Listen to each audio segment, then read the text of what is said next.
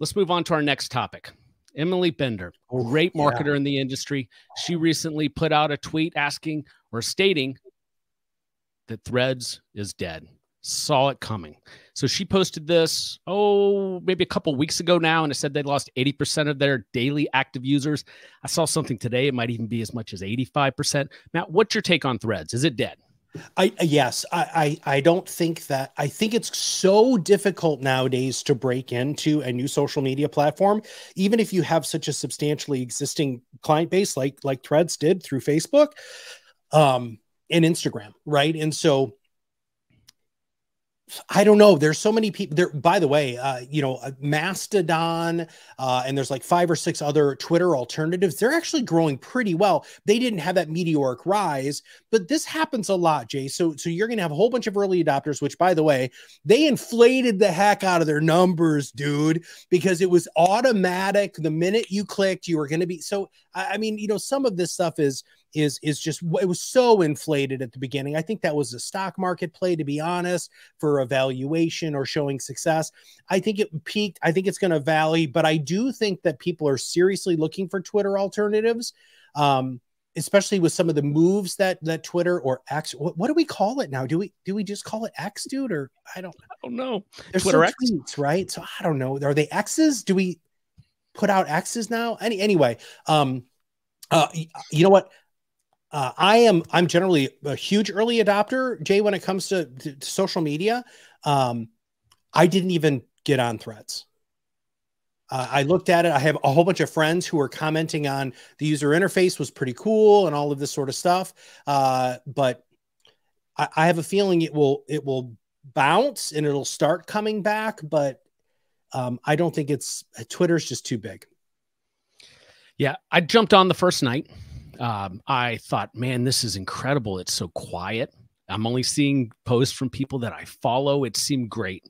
Got on again about 24 hours later and didn't really have that same feeling. Got on again about 24 hours after that and realized that, I've 30,000 people on Twitter and there were like 500 on Threads. Yeah. I was like, do I really want to spend time? What do I do? Take whatever I put on Twitter and then go put it on Threads. It just seemed duplicative. So I thought I'd wait this out. And now I haven't found anybody building big platforms on there yet. No. And if anybody could figure out how to do it, it's freaking Emily. She is so good at tech. She's like, man, I look up to her. She is so freaking smart. She is so ahead of the curve on a lot of stuff too, where I think 5 years from now, we're going to be looking at what Emily's doing today and going, oh my God, I should have jumped on back then. I know. She's very, very forward thinking. We have a comment from Nikki Clark who says, Elon has said they're called X's, but X is saying they are posts. So who knows? Matt, I wouldn't be surprised if they don't come back and say, you know what, we're just kidding. We're going back to the Twitter because they've been tweets. The brand destruction that they went through by changing this to X has been astronomical. They didn't even tell us about it, dude. It was just like we woke up one day and here's the funny thing on my phone. It different sorts of, sometimes it was Twitter and sometimes I don't know. That I'm a big brand guy. I've been studying with my business partner. I've been studying my business partner, for like 10 years and his philosophy. And oh my God. Yeah, that was just a train wreck, dude. So yeah, lots of people have been destroying the brands here recently, haven't they? Yes, they have. They need marketing office hours with Matt Halloran. That's what they need. All right. Next post from our Twitter roundup comes from Samantha Russell. If you're not following Samantha and you are on Twitter, I cannot recommend her enough, as well as on LinkedIn. Her posts have depth to them. They're not sales pitches. They're actionable ideas.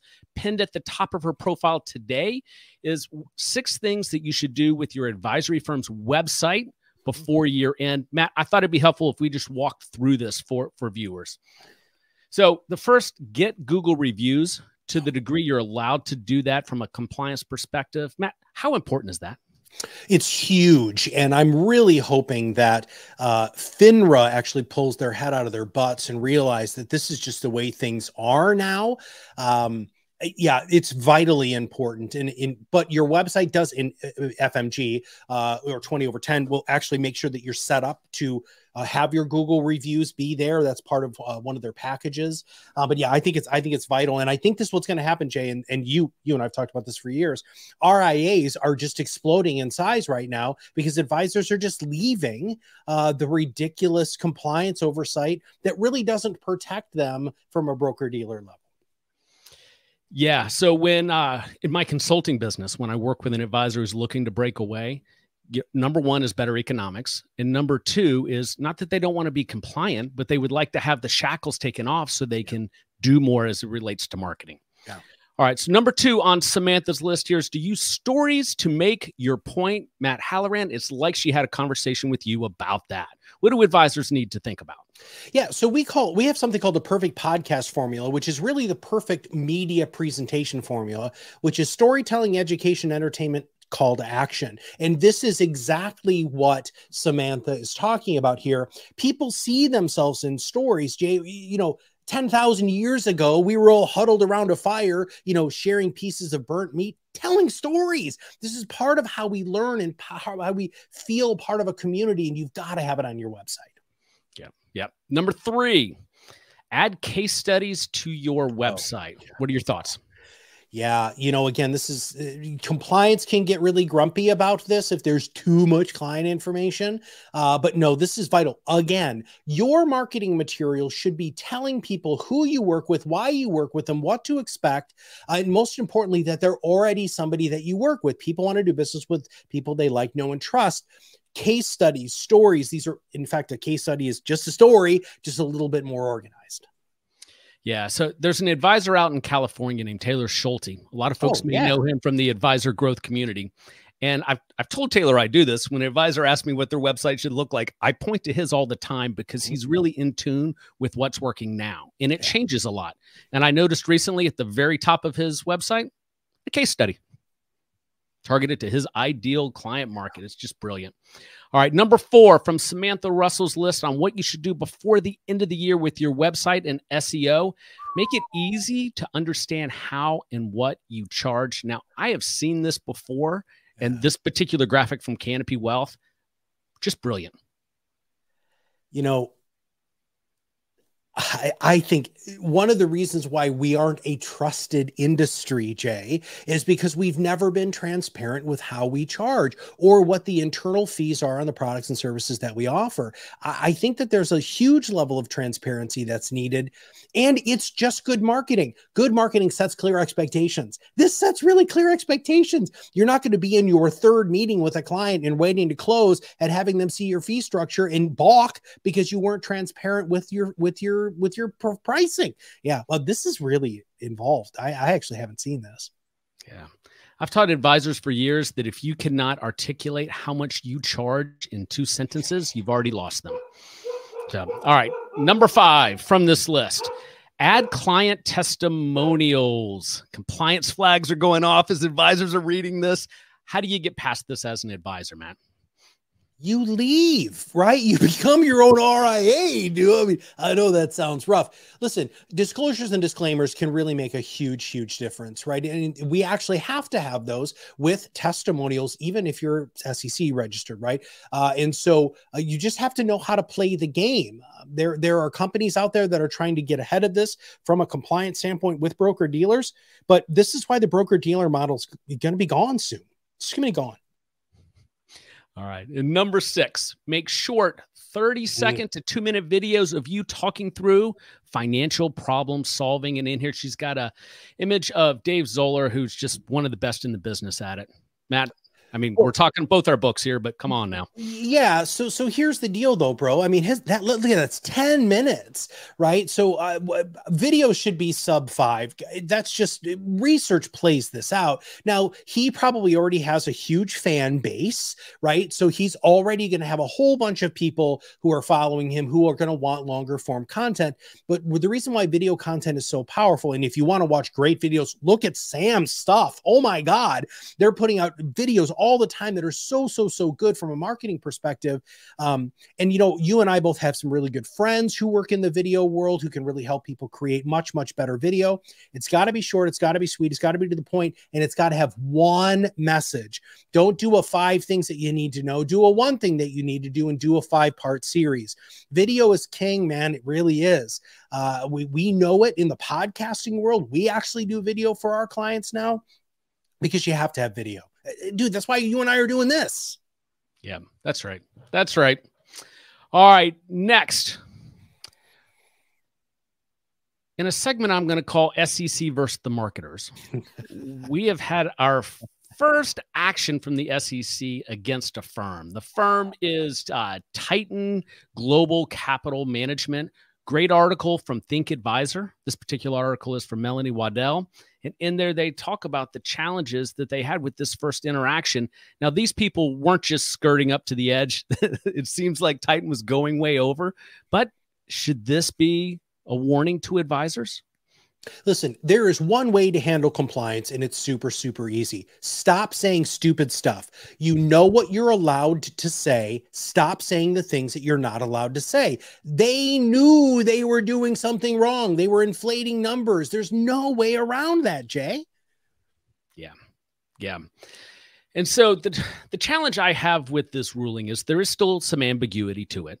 I always found it very frustrating when I would, see illustrations from insurance companies that were just way out of line, or even worse, these hedge funds or back-tested strategies that were in the SMA space. You can find examples anywhere, but they were intentionally being misleading. Yeah.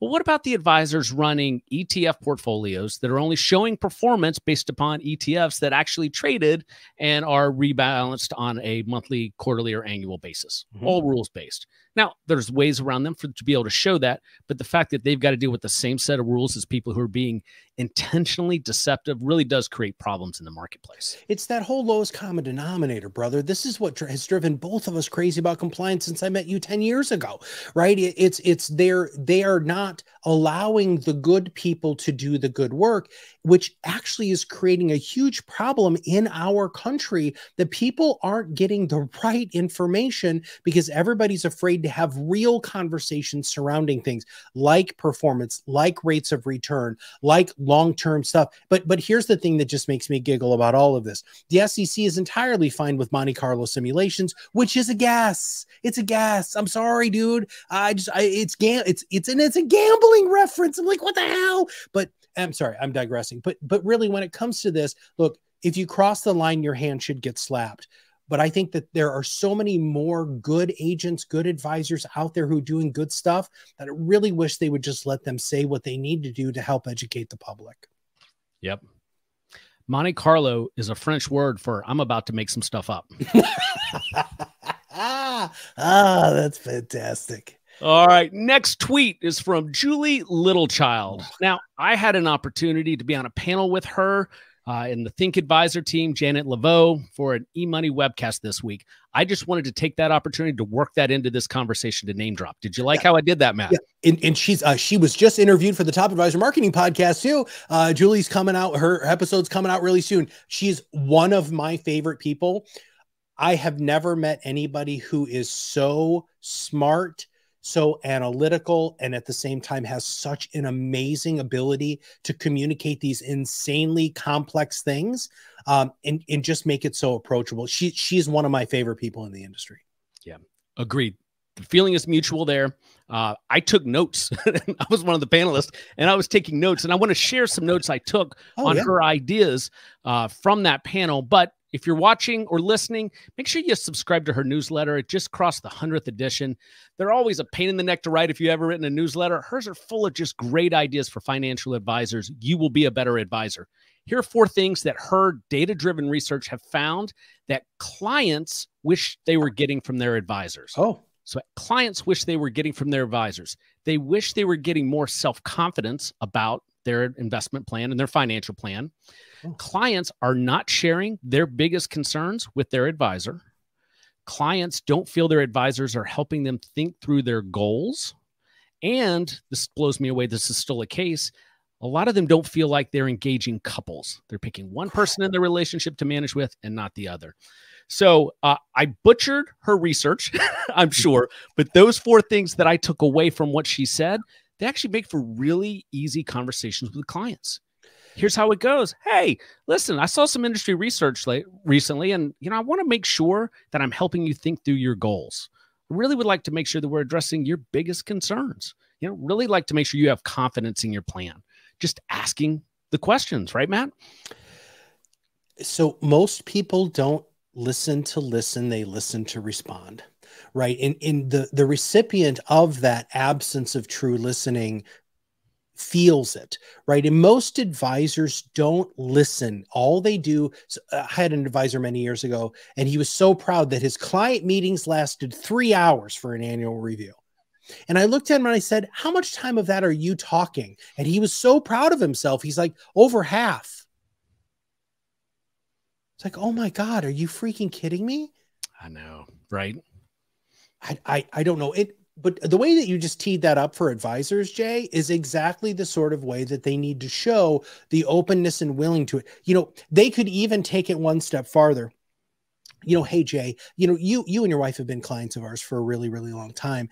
And listen, I try to do a really good job of making sure that I'm listening, but a research report just came out that there are 4 things that we're really failing at. And I want to make sure that I'm not failing you in these situations.